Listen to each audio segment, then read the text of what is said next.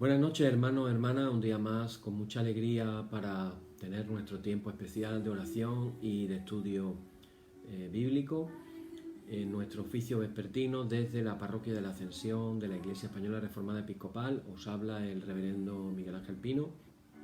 Hoy quería empezar dando una pequeña nota acerca de cómo va el coronavirus en España. Y tenía aquí una gráfica, cuando menos interesante, en relación a los contagios que están habiendo a diario. Y tengo que, cuando comenzó la supuesta desescalada, en junio día 19, la cifra de contagio estaba en 134 diarios. Llegamos a un mínimo en el día 28, el día 5 de julio, llegamos a un mínimo de 78 en un solo día contagiados. Ese ha sido el mínimo al que hemos llegado. Pero muchos de nosotros que podemos estar escuchando las cifras y a lo mejor no las terminamos de entender del todo, el día de ayer se ha notificado ya 1.772 contagios en un solo día. Es decir, hemos pasado de esta mínima que os hablo del día 5 de julio, de 78 contagiados en un solo día, hemos pasado a 1.772. Y llevamos pues exactamente 6 días, pues podríamos decir incluso desde el día 23 de julio, que no hemos bajado de 900 contagios diarios. O sea, hemos tenido más de 900 contagios diarios y ya digo que en el día de ayer fue ya 1.772, que es básicamente son los números de cuando la pandemia estaba en lo peor en España. Así que estamos hablando de muchos contagios diarios. También queremos acordarnos en este oficio vespertino de una manera especial, nos queremos acordar de lo sucedido en el día de ayer, de la explosión que ha tenido lugar en el Líbano, en el puerto de Beirut. Todos hemos podido ver la explosión de ese producto que estaba allí almacenado, el nitrato de amonio, que sirve como un fertilizante, pero que también sirve para hacer explosivos. Y todos hemos podido ver lo terrible que ha sido esta explosión. A día de hoy se hablaba ya de más de 100 muertos y no sé cuántos miles de heridos. Aparte de la cantidad de cosas que realmente ha destrozado. Realmente algo terrible. Nos acordamos han salido imágenes de cómo las personas en ese momento estaban haciendo cosas normales de la vida diaria y de pronto pues le ha llegado la explosión y vemos las imágenes terribles. Nos acordamos hoy en nuestro oficio y oramos por Beirut de una manera especial. Yo estaba viendo las imágenes de una capilla, cómo había quedado completamente destrozada, aunque no había habido daños personales, pero sí cómo se había destrozado una capilla. Así que oramos por nuestros hermanos cristianos, pero también oramos, por supuesto, por todas las personas de Beirut. Y hacemos de una manera especial este oficio, lo vamos a dedicar especialmente para Beirut, por todo el sufrimiento que están viviendo desde el día de ayer. Y dicho esto, pues comenzamos, hermanos, nuestra liturgia y vamos a comenzar orando, poniendo en las manos del Señor todo lo que Él quiere hablarnos en esta noche. Padre, te damos las gracias por este día, por todo lo bueno que tú nos das. Gracias, Señor, porque tu vida está puesta en nuestros corazones y nuestra vida está en tus manos. Gracias, Señor, por todo lo que tú has hecho en nosotros. Queremos ahora santificar este tiempo que vamos a tener en tu presencia. Queremos dedicarlo para ti y nos acordamos especialmente de todas las personas de Beirut para que puedan ser consoladas y pueda, dentro de la desgracia que han sufrido, pues que tu mano pueda seguir haciendo milagros. Ha habido muchas personas que se han salvado de la muerte de manera realmente increíble y podemos ver también tu mano dentro de la desgracia, podemos ver tu mano también protegiendo de los errores humanos. Señor, te damos las gracias por todo lo que tú has hecho en nuestras vidas. Gracias, Señor, por tu palabra.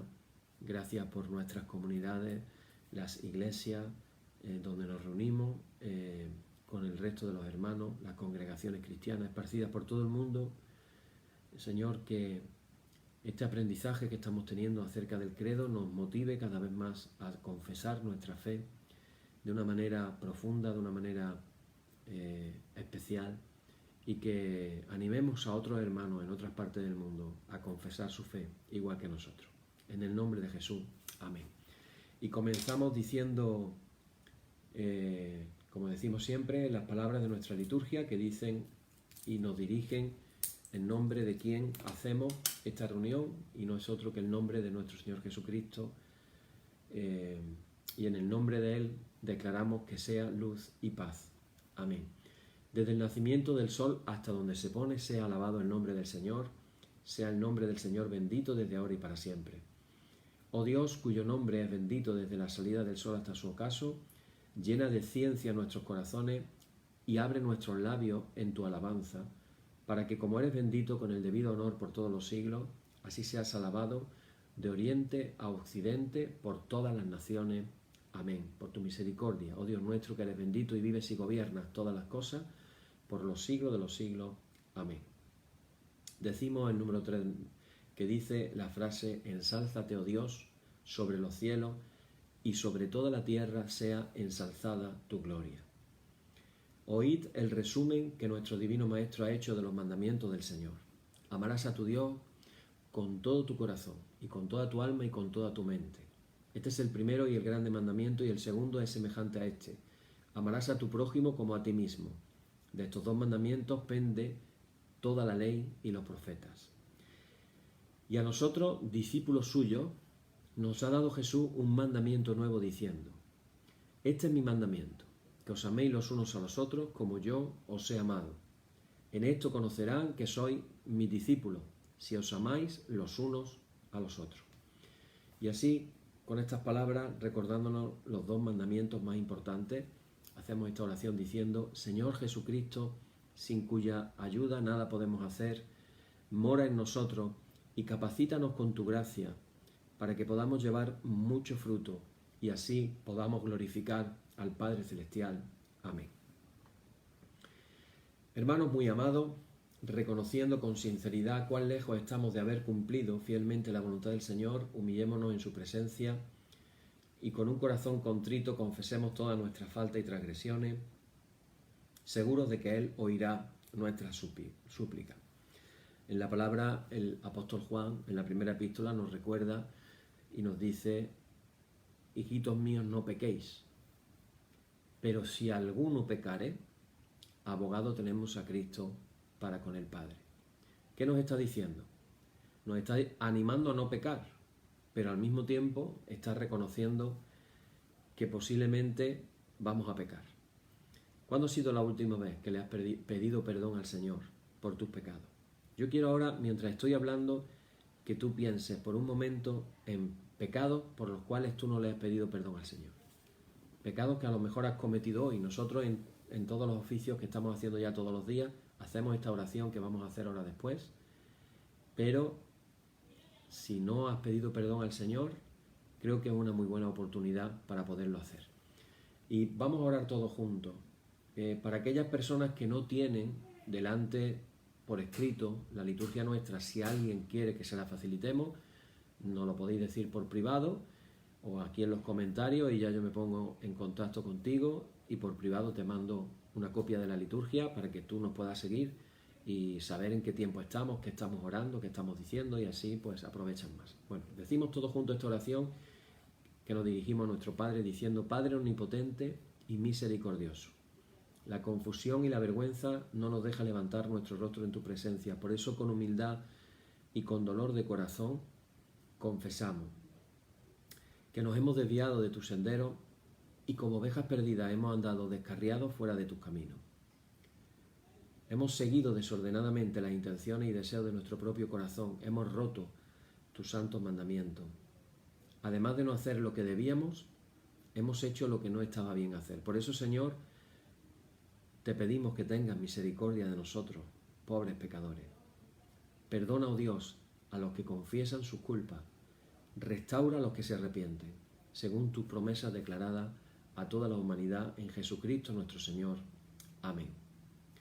Y el Señor Jesucristo, que tiene la potestad de perdonar pecados sobre la tierra y que no desecha al pecador que a Él acude para salud, oiga vuestros ruegos, perdone todos vuestros pecados y os conceda su Santo Espíritu para que vuestra vida sea de aquí en adelante pura y santa hasta que seáis recibidos en el goce de su eterna gloria en las mansiones del Padre Celestial.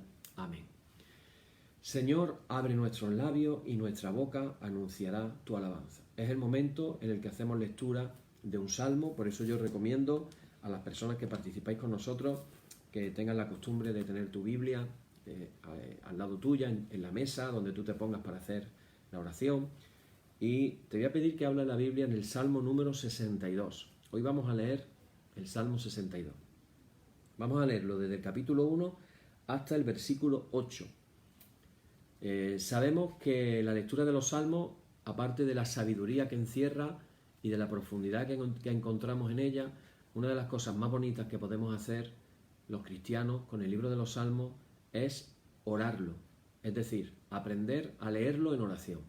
Y en ese espíritu es en el que nosotros, en este tiempo de nuestro oficio que hacemos por la noche, por eso se llama oficio vespertino, nosotros lo hacemos por la noche, aunque debería hacerse por la tarde, tarde-noche más bien, queremos hacerlo con ese espíritu de oración. Dice así el Salmo, dice, en Dios solamente está acallada mi alma, de Él viene mi salvación, Él solamente es mi roca y mi salvación, es mi refugio, no resbalaré mucho.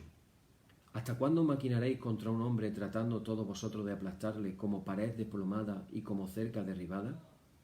Solamente consultan para arrojarle de su grandeza, aman la mentira, con su boca bendicen, pero maldicen en su corazón. Alma mía, en Dios solamente reposa, porque de Él es mi esperanza.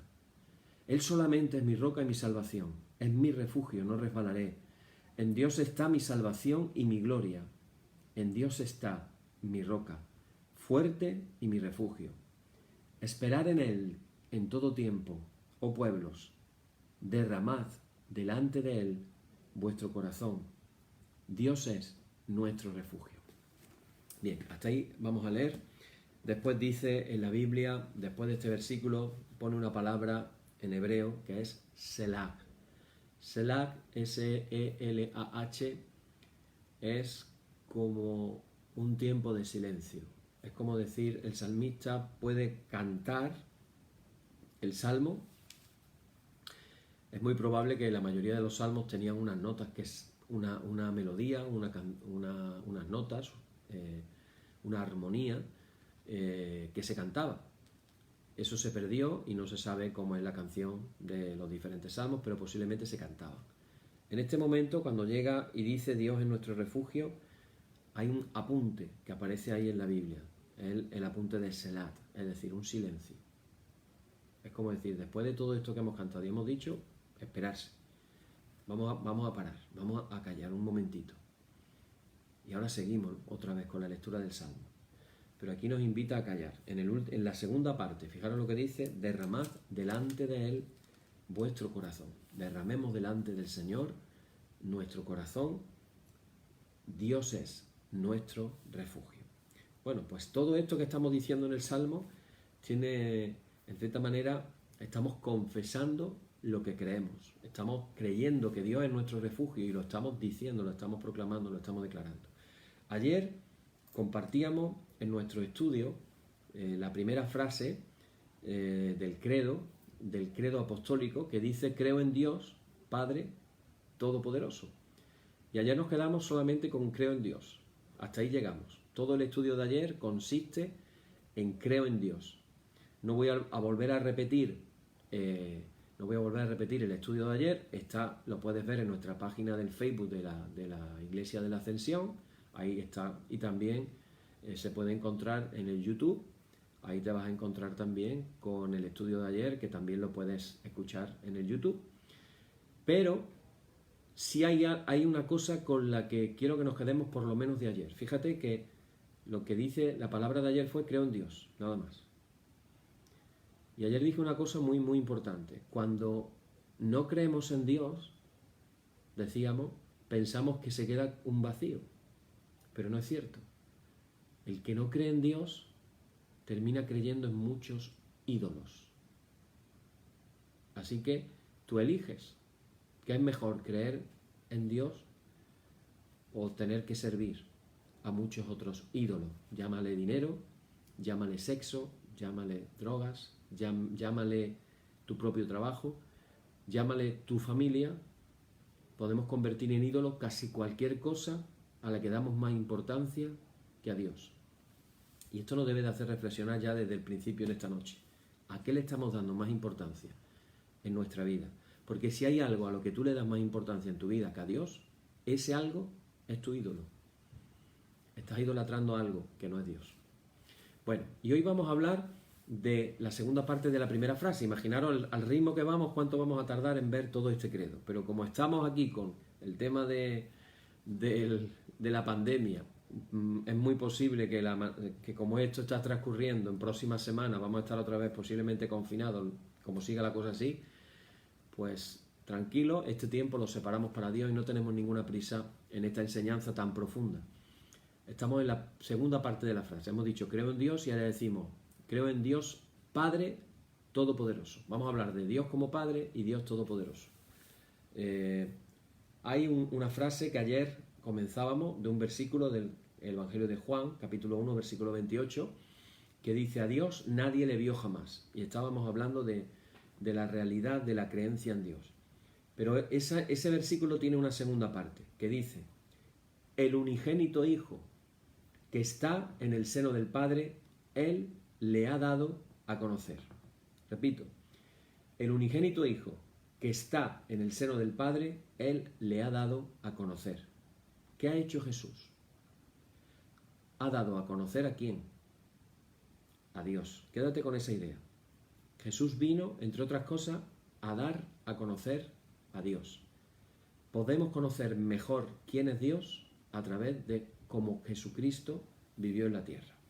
Bueno, dice Pablo unas palabras a los Corintios, en la segunda carta, capítulo 5, versículo 19, dice, Dios estaba en Cristo, reconciliando consigo al mundo.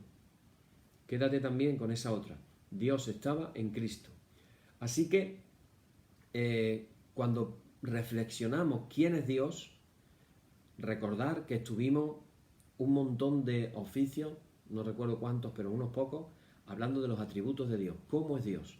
Pero cuando pensamos quién es Dios, cómo actúa, cuáles son sus propósitos, se aprende con Jesús de Nazaret. Repito, quién es Dios, cómo actúa y cuáles son sus propósitos, lo aprendemos de Jesús de Nazaret. En la cristiandad se confiesa las palabras del apóstol Juan también, que en el principio era el verbo estaba con Dios, el verbo era Dios y el verbo se hizo carne. Es decir, Dios se da a conocer de una manera definitiva. Ese Dios Padre del que estamos hablando se da a conocer a través de su Hijo Jesucristo. Y Jesús, además, a ese Dios lo identifica como el Padre nuestro. Recordar cuando aquellos discípulos le preguntaron, Señor, más que una pregunta fue una petición, le dijeron a Jesús, Señor, enséñanos a orar. Y entonces Jesús le da una enseñanza y les marca un modelo y les dice, cuando oréis, decir así, Padre nuestro, que estás en los cielos. Después lo vamos a orar. Y Jesús le da su propio ejemplo. Es muy, muy tremendo, muy precioso, muy bonito la familiaridad que tenía Jesús Hijo con su Padre. Es decir, una relación de amor preciosa. Estoy recordando cada día la oración de Jesús de Juan 17. Padre, que ellos sean uno, como tú y yo somos uno. ¿Cómo consideraba la relación de Jesús con su Padre? Una relación de unidad, una unidad perfecta. El Padre y el Hijo son uno. Ahora, hay un pasaje que yo quiero compartiros porque Jesús, la manera típica en la que Jesús hablaba de Dios era de su Padre. Cuando Jesús hablaba de Dios, hablaba de su Padre. Y fijaros Decíamos en la primera enseñanza del credo, en Mateo capítulo 10, versículo 32, decíamos aquella frase de Jesús que dice: a cualquiera pues que me confiese delante de los hombres, yo también le confesaré delante de mi Padre que está en los cielos. Y ahí establecíamos y hablábamos de Dios como Padre, como dice el credo. Pero fijaros, este pasaje que quiero leeros, un poquito largo, pero merece la pena leerlo. Juan capítulo 5, versículo del 17 al 26. Repito el versículo, 5, 17 al 26, Juan. Dice así: Jesús le respondió: mi Padre hasta ahora trabaja y yo trabajo. Por esto los judíos aún más procuraban matarle, porque no solo quebrantaba el día de reposo, sino que también decía que Dios era su propio Padre, haciéndose igual a Dios. Respondió entonces Jesús y les dijo: de cierto os digo, no puede el Hijo hacer nada por sí mismo, sino lo que ve hacer al Padre. Porque todo lo que el Padre hace, también lo hace el Hijo igualmente. Porque el Padre ama al Hijo y le muestra todas las cosas que él hace, y mayores obras que éstas le mostrará, de modo que vosotros os maravilléis. Porque como el Padre levanta a los muertos y les da vida, así también el Hijo a los que quiere da vida. Porque el Padre a nadie juzga, sino que todo el juicio dio al Hijo, para que todos honren al Hijo como honran al Padre. El que no honra al Hijo, no honra al Padre que le envió. De cierto os digo, el que oye mi palabra y crea al que me envió tiene vida eterna, y no vendrá a condenación, mas ha pasado de muerte a vida. De cierto os digo, viene la hora y ahora es cuando los muertos oirán la voz del Hijo de Dios, y los que la oyeren vivirán, porque como el Padre tiene vida en sí mismo, así también ha dado al Hijo el tener vida en sí mismo. Con este texto bíblico podríamos estar realmente explicando un montón de cosas, porque hay muchas cosas que explicar, pero yo solamente lo he querido leer para que nos demos cuenta qué relación tenía Jesús como hijo con su Padre. Una relación maravillosa, una relación preciosa. En esa relación podemos decir, bueno, todos sabemos, a veces tú podrás haber escuchado en alguna ocasión dirigirse a Dios cuando hacemos oraciones espontáneas, y de pronto escuchas por ahí a una persona que se dirige a Dios y dice de pronto papaíto o papá, y eso es inspirado en la manera en que Jesús se dirigía a su Padre, Abba. Cuando tú ves la película de la Pasión de Cristo de Mel Gibson, hay una escena impresionante que es Jesús orando en el huerto del Getsemaní, y tú lo estás escuchando orando en arameo. El Padre Nuestro, tú estás escuchándola orar en arameo.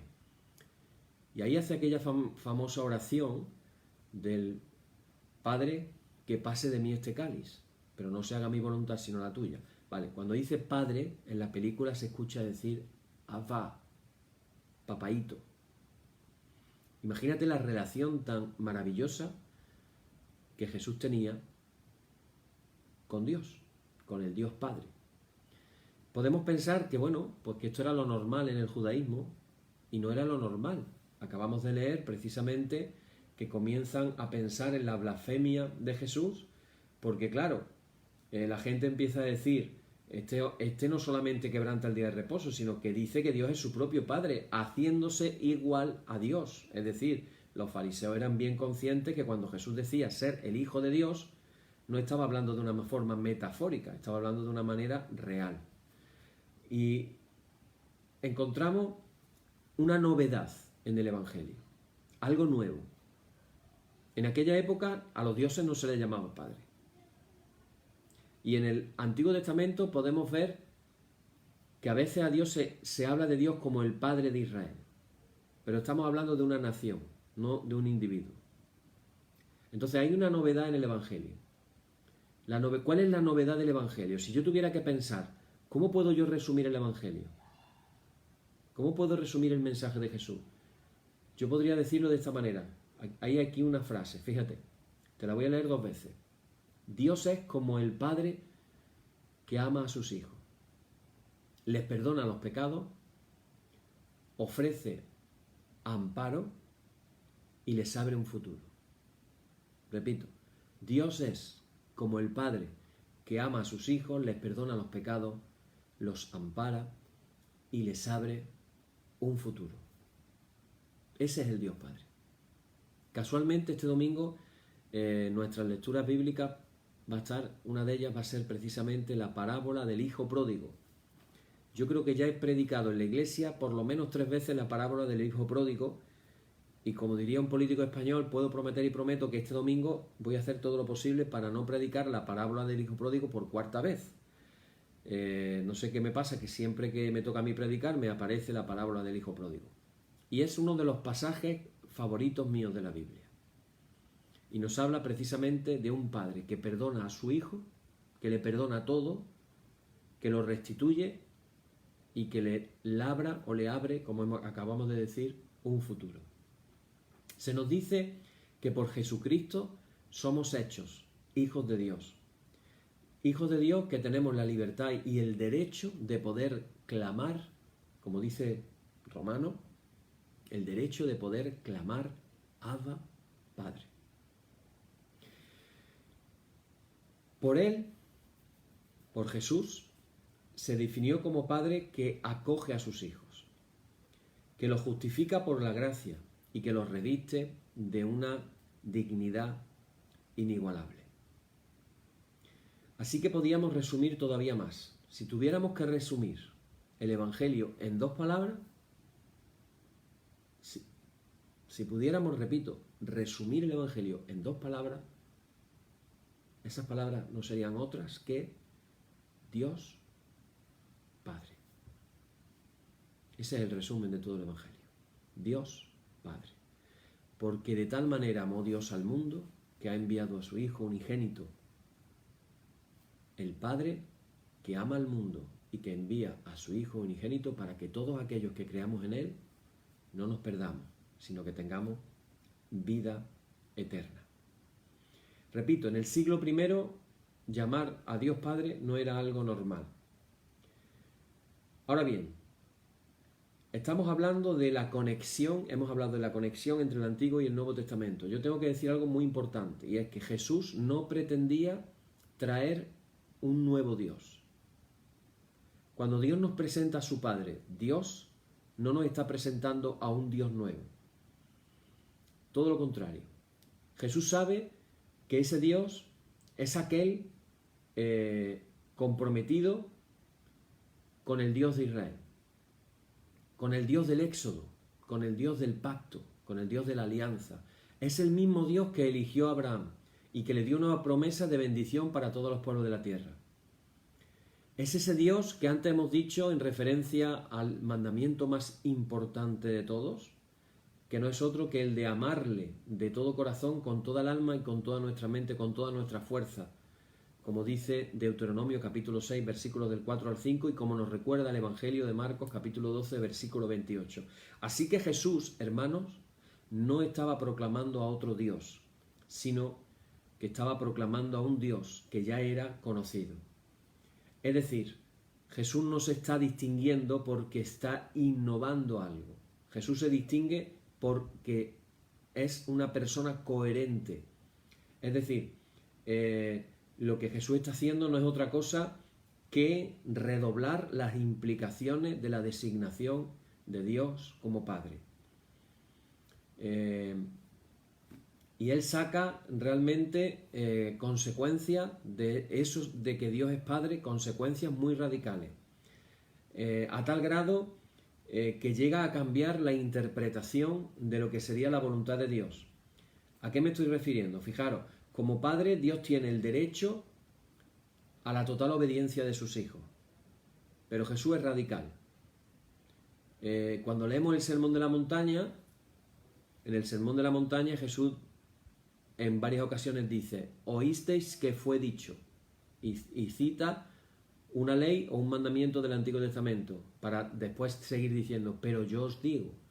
Entonces, por ejemplo, en el Sermón de la Montaña no solamente se prohíbe el asesinato como ya se prohibía, no matarás en el Antiguo Testamento, sino que también Jesús, más radical todavía, habla de que el odio también es igual de condenable. Mateo capítulo 5, versículos 21 y siguiente. Y plantea que solamente el amor es capaz de cumplir el mandamiento divino. Cuando se habla de el ojo por ojo y el diente por diente, y Jesús dice, mas yo os digo, amar a vuestros enemigos. Jesús es más radical todavía. Entonces, Jesús está siendo también más radical no solamente en el mandamiento, sino en lo que concierne a la comprensión de la gracia de Dios. Dios que se presenta en el Antiguo Testamento como el Dios misericordioso y clemente. Dios es clemente y misericordioso, lo dice en varias ocasiones. Es un Dios que se compadece de sus criaturas, que perdona los pecados, que socorre a los necesitados, que se preocupa de los extranjeros, de las viudas, de los huérfanos. Todo eso lo dice el Antiguo Testamento. Pero vemos cómo además hay ojos para las personas pobres, para las personas que están acusadas, para los enfermos, para la gente que sufre. Y ahí aparece que como el apóstol Juan llega a concluir en aquella frase que se enseña en la escuela dominical a los niños pequeños, primera de Juan capítulo 4 versículo 16, comienza a decir que Dios es amor. ¿De dónde saca esto Juan? De que Dios es amor. Nunca antes se había dicho en el Antiguo Testamento, Dios es amor. Nunca se había dicho. ¿De dónde saca esto Juan? Pues hermano, no lo saca de otro lado tan simple como la vivencia que él tiene con su maestro Jesús de Nazaret, el Hijo de Dios. Ver cómo vivió Jesús, ver lo que Jesús hizo y ver cómo demostró el amor compasivo hacia las personas, le hizo llegar a la conclusión, a través de la revelación del Espíritu Santo, por supuesto, de que Dios es amor. El amor de Dios no anula su juicio, es decir, Dios va a exigir una rendición de cuentas, no va a retroceder ante el crimen, no va a tolerar la impunidad. Es lo que queda en evidencia en muchas de las parábolas que Jesús cuenta. De Dios no se ríe nadie, dice en Gálatas capítulo 6 versículo 7. Dice Pablo a los Gálatas, no nos engañemos, Dios no puede ser burlado. Lo que el hombre siembre es lo que el hombre va a cosechar. Como Padre, Dios no deja de tener su autoridad. Pero habiendo dicho eso, Dios quiere la vida plena de sus hijos y de sus hijas. Jesús no fue el primero, como hemos dicho antes, en hablar de Dios Padre, pero la verdad es que las cosas que él dijo acerca de Dios como Padre, nadie las había dicho hasta que él lo dijo. En Jesús, el amor de Dios se hace carne. Dios entra en la historia. En el momento y hora en que Jesús nace de María, Dios entra en la historia del ser humano de una manera especial, haciéndose carne. Se hace directamente accesible a la experiencia humana. Jesús nos trae el amor de Dios, o trajo el amor de Dios y nos lo sigue trayendo de una manera cercana a las personas. Jesús inaugura una nueva forma de relacionarse con Dios, una nueva manera de relacionarnos entre las personas. Ese mandamiento nuevo que hemos leído antes, el mandamiento de amarnos los unos a los otros. Ahora, dicho esto, quiero deciros también que cuando hablamos de Dios como Padre, estamos hablando de una categoría humana. Es decir, Dios no es humano, Dios es Dios. En el fondo, dice también al apóstol Juan, en capítulo 4, versículo 4, define de otra manera, 4:24, define a Dios como que Dios es espíritu. Es decir, que cuando le aplicamos a Dios el tratamiento de Padre, lo que se está utilizando realmente es lo que se llamaría una metáfora. Estamos haciendo un lenguaje analógico. De lo que se trata es de describir o explicar aquello que es invisible, el espíritu es invisible, por cosas que son visibles. Aquellas cosas que nos son difíciles de explicar, que nos resultan extrañas, ¿cómo podemos explicar eso de que Dios es espíritu? Lo explicamos a través de cosas que nos son familiares. Realmente no hay otra forma de hablar de Dios. Realmente el ser humano nos encontramos muy limitados para describir la realidad de Dios, a no ser que fuera por parábolas, por símiles y por comparaciones. Es decir, aquello que es, vamos a decir, el lenguaje, perdonadme que lo diga de esta manera, un poquito filosófico, el lenguaje, aquello que es inmanente, aquello que es, vamos a decir, material, sirve para ilustrar lo que es trascendente, es decir, aquello que es espiritual.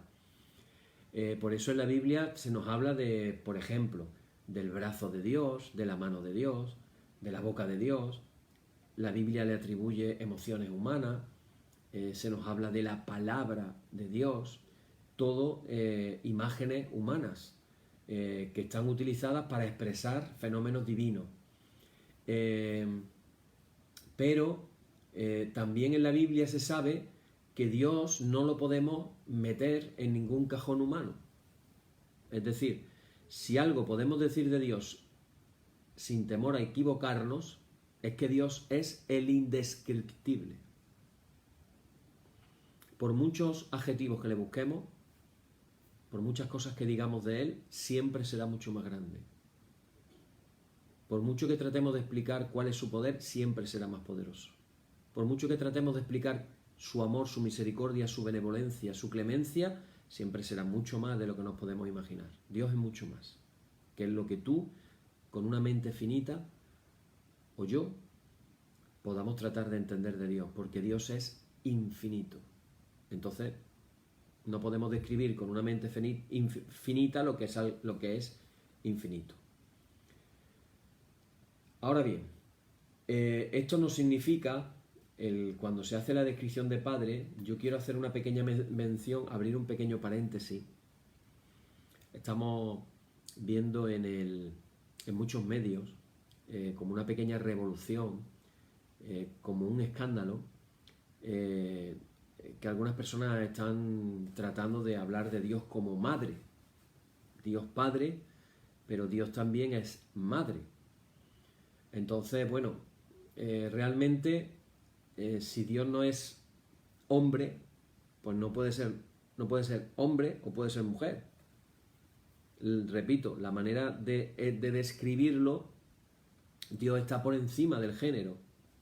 Lo mismo que no podemos decir que Dios es una mujer, tampoco podemos decir que Dios es un hombre, que Dios estoy hablando de Dios Padre, le llamamos Dios Padre, en masculino. Pero fijaros qué curioso, hay un texto bíblico, aunque hay muchos otros, yo lanzo una idea hoy. Isaías capítulo 66, versículo 13. Dice Dios, esto no lo dice el profeta, lo dice Dios. Dios dice, como aquel a quien consuela su madre, así os consolaré yo a vosotros. ¿Qué está diciendo el versículo? Como aquel a quien consuela su madre, así os consolaré yo a vosotros. ¿Qué está diciendo? Yo cuando leo esto me quedo un poco perplejo, porque si entiendo lo que está queriendo decir, es como que está poniendo el ejemplo de cómo una madre puede consolar a un hijo. De esa misma manera Dios puede consolarnos a nosotros. ¿De qué manera? Del consuelo que da una madre.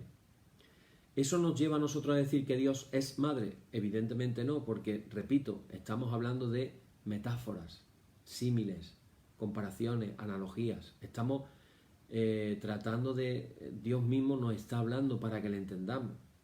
Todos podemos entender cómo una madre consuela a un hijo, ¿verdad? ¿Lo podemos entender? Y Dios, como sabe que podemos entenderlo, nos dice, pues así también os puedo yo consolar a vosotros. ¿De ahí podemos sacar que Dios es una madre?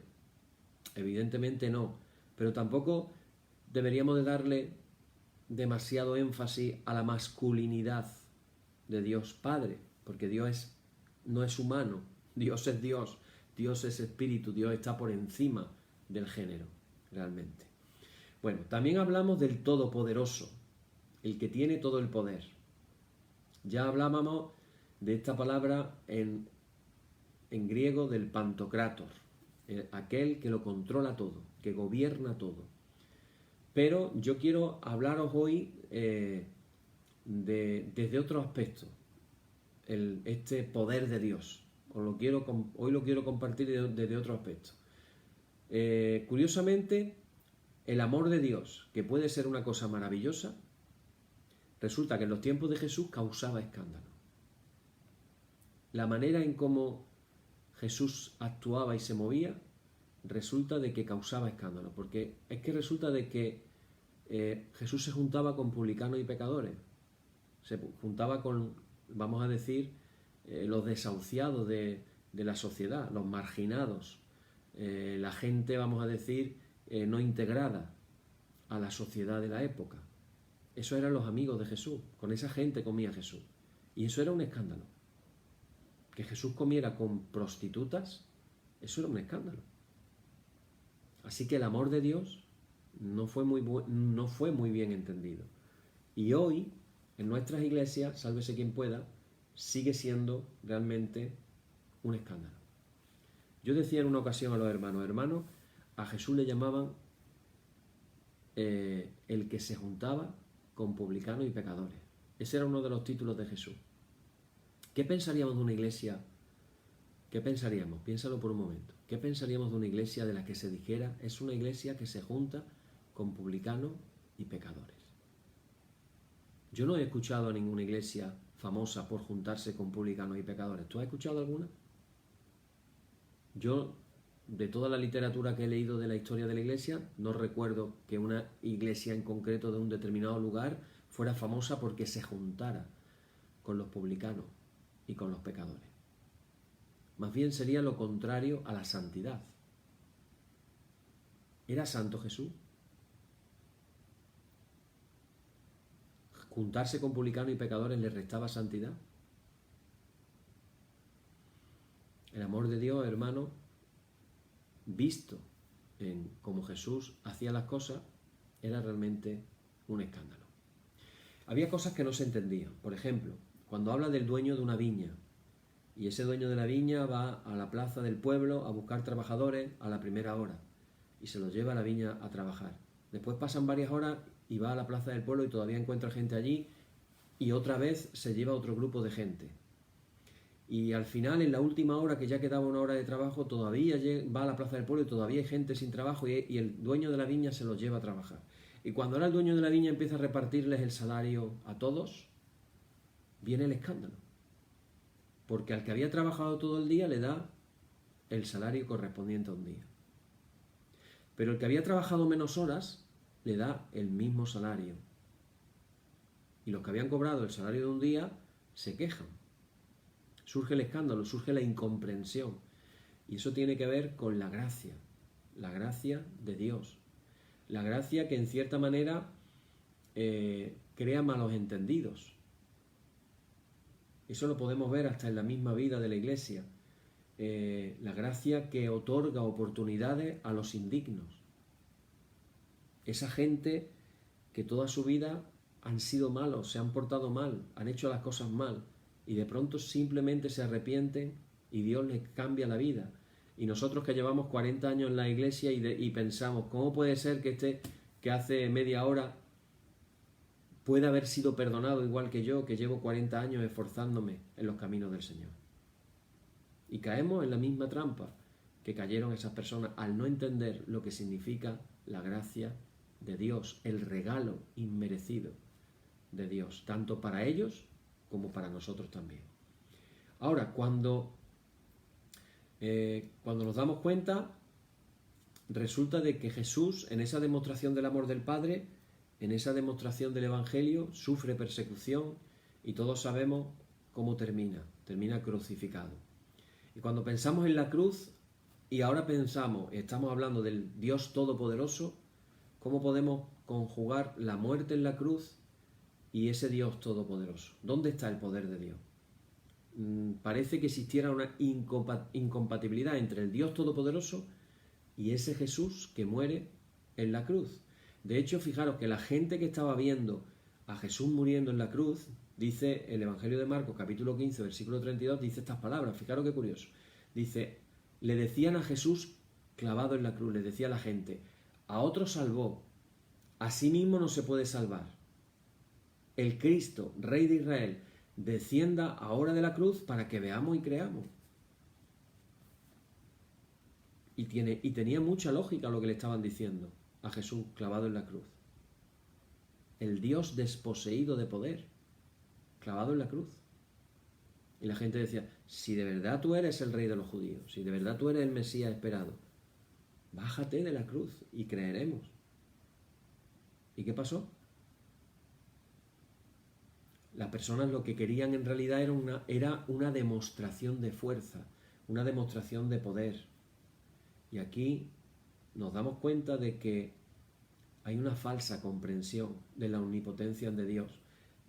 Nos imaginamos a Dios casi como una especie de mago que tiene energías milagrosas, como una especie de superhombre, un Superman o algo así. Había unos filósofos que decían, Dios puede crear una piedra tan grande que ni él mismo la consiga levantar. Imaginaros lo que llegaron a pensar los filósofos. Si Dios es todopoderoso, ¿podría crear una piedra tan grande que ni él mismo la pudiera levantar? Y evidentemente entramos en un callejón sin salida.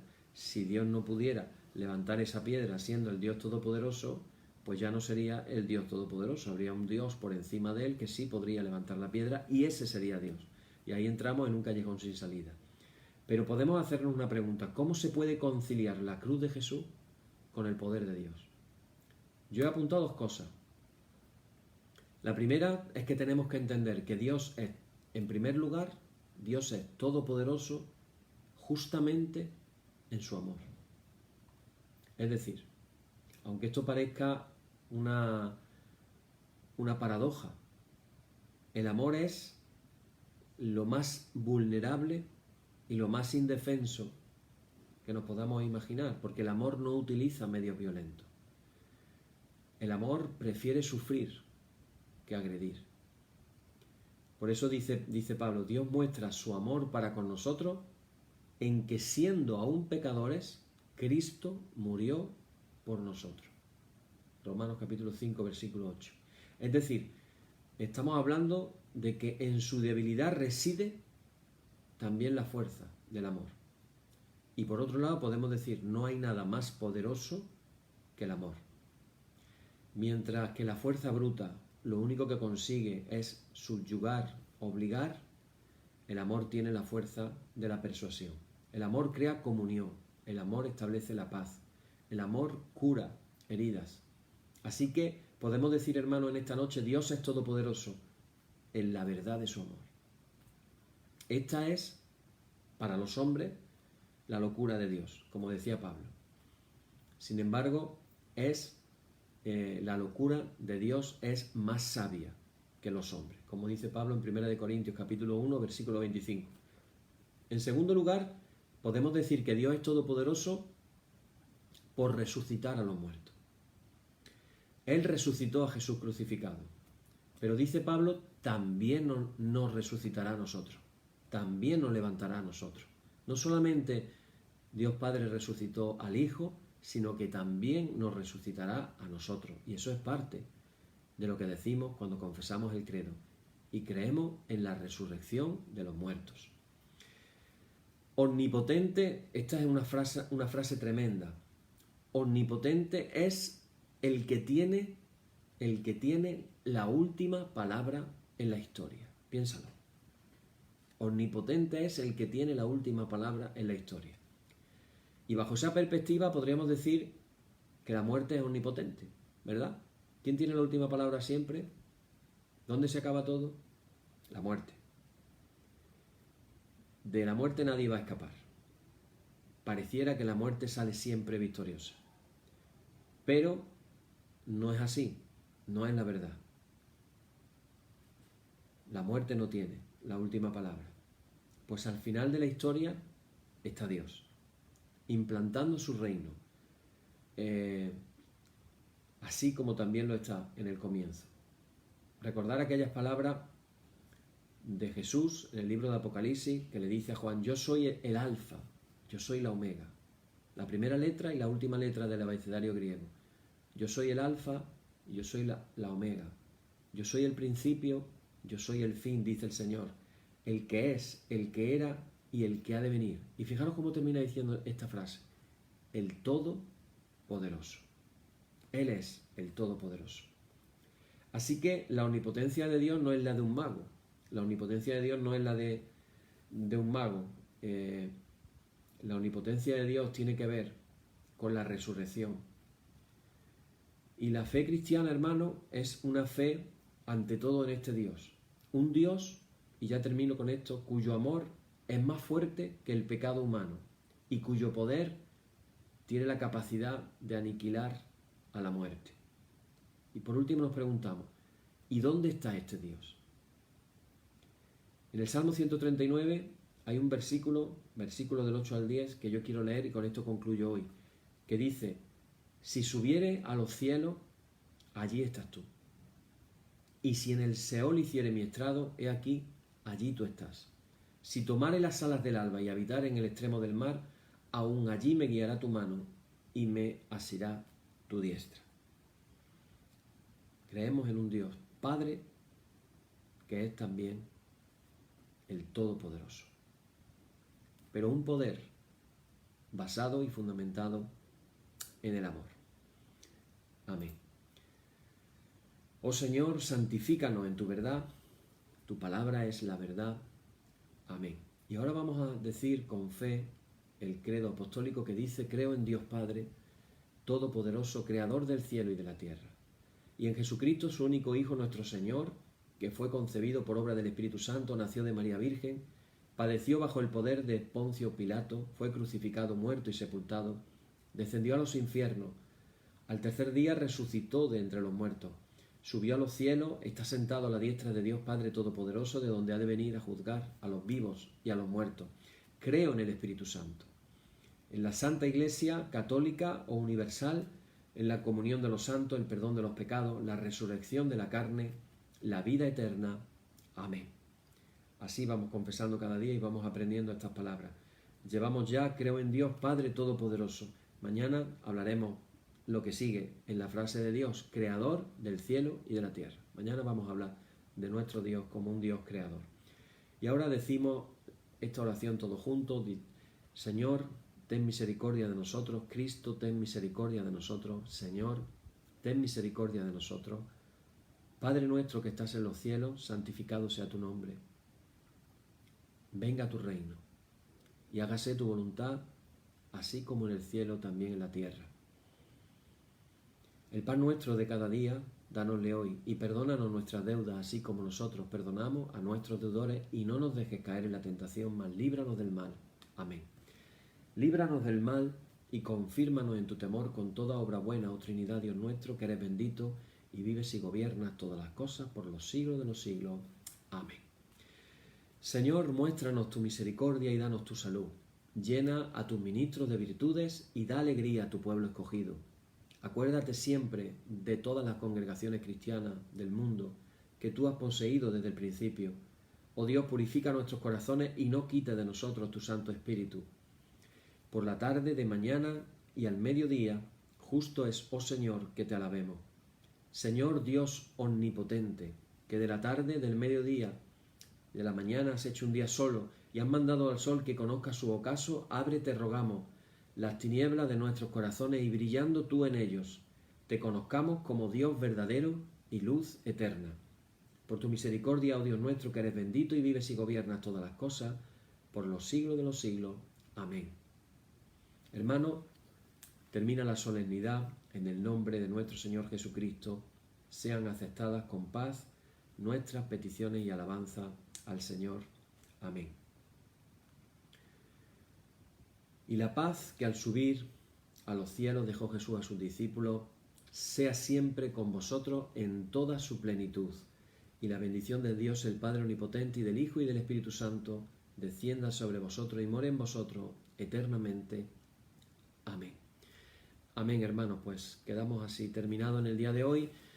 Acordémonos en nuestras oraciones por, como decíamos al principio, por las personas que han sufrido esa explosión en Beirut. Y bueno, sigamos orando por la cuestión del coronavirus. Ya hemos dado la noticia hoy que en España ayer ya se contagiaron 1.700 y pico de personas en un solo día. Así que volvemos otra vez a cifras complicadas, difíciles. También también nos damos cuenta de que el tema económico también está sufriendo muchísimo, así que también oremos en este sentido. Y sobre todo, acerquémonos a Dios sabiendo que Él se va a acercar a nosotros. Agarrémonos de la mano del Señor en todo momento. Que el Señor os bendiga mucho, que descanséis a aquellos que ya se van a dormir. Y mañana nos encontramos nuevamente aquí. Vamos a conocer un poquito más acerca de nuestro Dios como el Creador del cielo y de la tierra. Amén.